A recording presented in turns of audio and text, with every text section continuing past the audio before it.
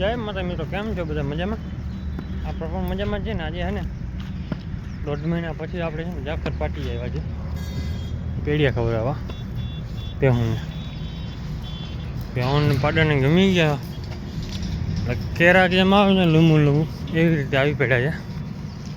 વાંધો એ છે કે આપણે લાકડી નથી મોટી લઈએ, ઢગલો થઈ પડ્યા છે. બેહું ભાવે બહુ. આપણા પાસે સાધન હોય ને ખેરી નાખે ઢગલો. બેહું ખાય ને મોજ કરે. આમાંથી પાડી દેવાના. ઓકેલો હોય ને એટલે બધો પડી જાય કાંઈ ઘા. કેમ કે ઘણા સમય પછી આવી છે ને બેહું પેડીઓ થઈ પડે ઢગલો.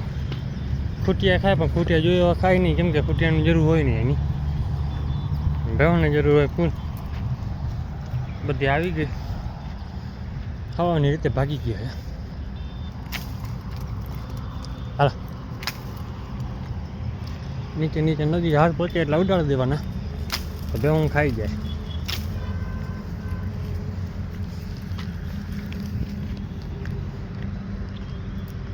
આ બધામાં એવા આવી પડે. હા તો આ વર્ષે આવ્યા છે એનું કારણ છે કે જંગલ થઈ ગયું છે મોટું. કાપ્યા નથી ને કાપી નાખી દઈએ.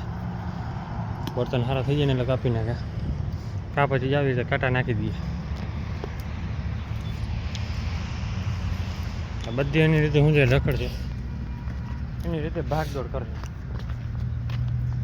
સવારમાં ભેં થઈ ગઈ એક બહારથી આવી હતી.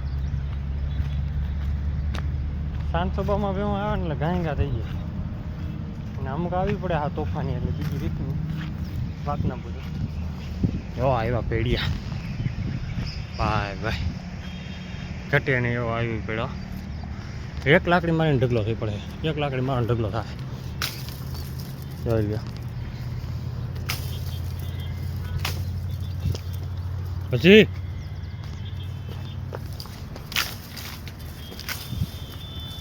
આવા જડે ક્યાં? આવા જડે કેમ કે ઢગલો થઈ પડ્યા. અને આટલું ખાવાથી ને ઘરવાળું જેટલું પાણી ખવડાવો છો ને એનાથી ડબલ આ ફાયદો કરે છે, એ આપણે ખબર છે. કેમ કે આ એટલો મીઠો હોય. હવે કાલે જોજો ભેહું બધી અહીંયા આપણી ઊભી આવે. જેટલા પડે એટલા પાડી નાખવાના.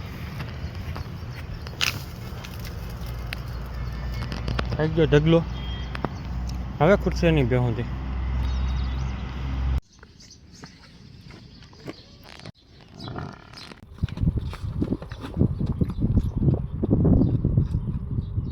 ચા ફેલ થઈ ગયો. તો આપણા ભાઈબંધની ભેંસ છે, ફૂલ ગરમીમાં એક ફાલ થઈ ગયો છે. કેમ કે ગામમાંથી અહીંયા 4 કિલોમીટર છેટેથી આવી છે. બહુ ગરમી લાગી ગઈ. અત્યારે ઊભી રહી ગઈ છે. દાંતે કમ્પ્લીટ થઈ ગઈ. તો પાછી બાંધી ઘડીક. કેમ કે પાડો આગળ તો હલવા નહીં દે, તોફાન કરે.